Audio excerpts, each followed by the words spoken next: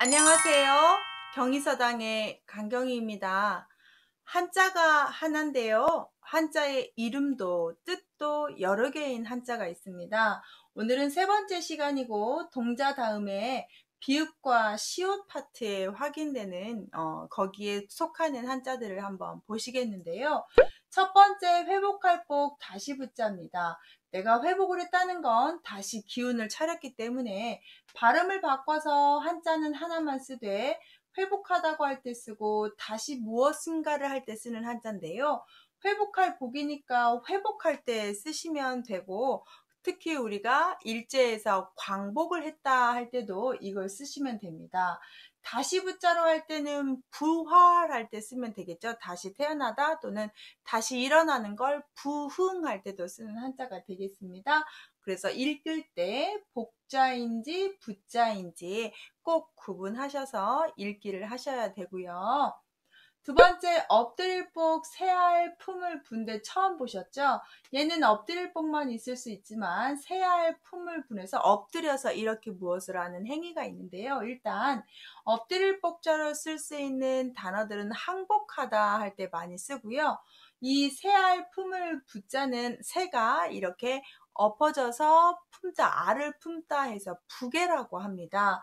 그럴 때는 복 발음이 아니라 부 발음을 하니까 조심해서 읽으셔야 됩니다. 두 번째, 아닐 부는 다 아시는데 막힐 비가 됐습니다.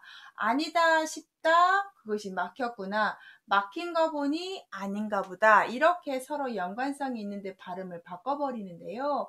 아닐 부자로 쓰는 단어는 안부를 묻는다든지 나 그거 모릅니다 라고 하는 부인하다 라고 할 때 쓴다든지, 막힐 비자는 운세가 막히는 걸 뭐라고 하냐라고 하면 비색이라고 한다든지, 진짜로 운수가 막혔다는 걸 비운이라고 한다든지, 그래서 막혀버렸다 할 때도 쓰긴 하되 어떤 정상적인지 아닌 거 할 때 쓰는데 발음을 바꿔서 비라고 합니다. 그래서 안일부, 막힐 비는 쓰임 단어들을 잘 보시고, 특히 막힐 비는 비운 또는 비색 할 때 이렇게 쓰는 단어예요.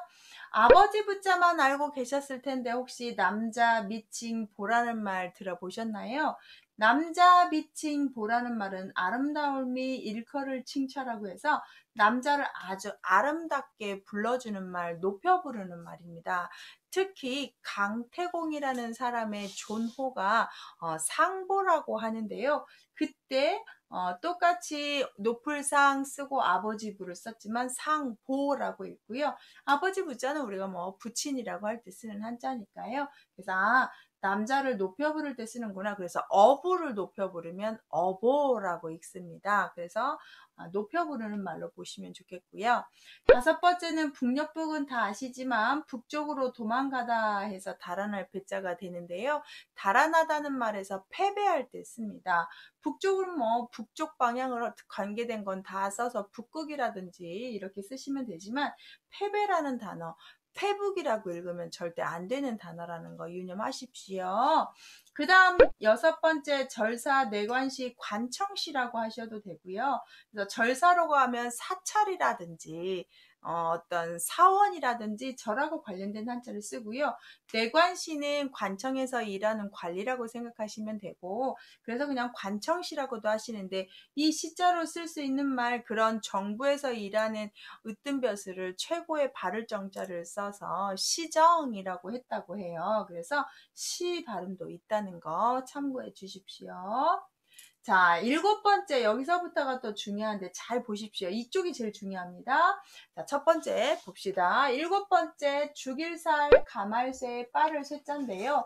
죽일살자는 다 아실 거예요. 그래서 우리가 살이 난다고 할 때 쓰는 살자고, 살생한다고 할 때 쓰는 살자인데, 감하다는 말은 뭔가를 빼는 한자이기 때문에 덜감자를 써서 감쇠하다는 말이 있는데요. 우리가 이 가마의 쇠자에서 쓸 수 있는 말을 그 괴로워할 뇌자를 써서 뇌쇠적이다 이런 말 쓰죠.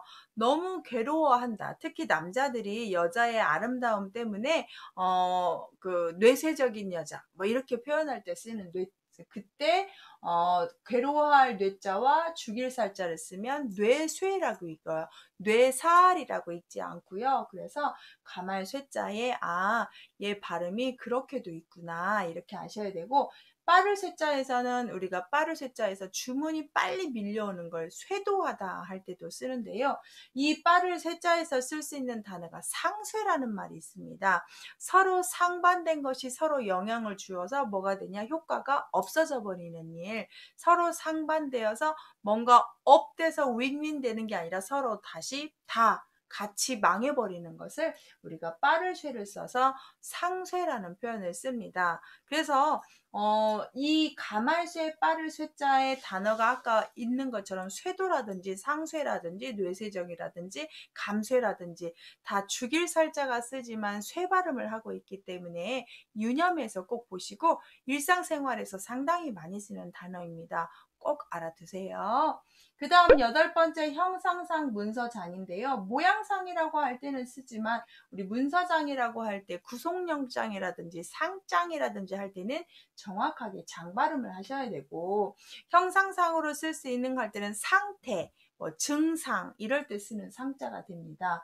상 발음과 장 발음도 구분하시고 뜻이 완전히 바뀌어서 쓰는 게 지금 이 동자 다음에 다 특징들이잖아요. 그렇지만 연상이 있다는 거 보시고요.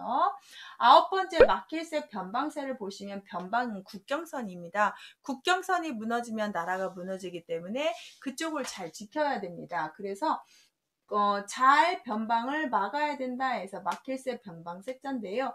막힐 색자에서 어떤 근원이 막혔다라고 해서 발본세권이라는 표현, 우리 사상어로 근본을 빼내어야, 그래서 근본적인 것을 고쳐야 다 고쳐질 수가 있다 해서 발본세권이라고 할 때 쓰는 색자고요.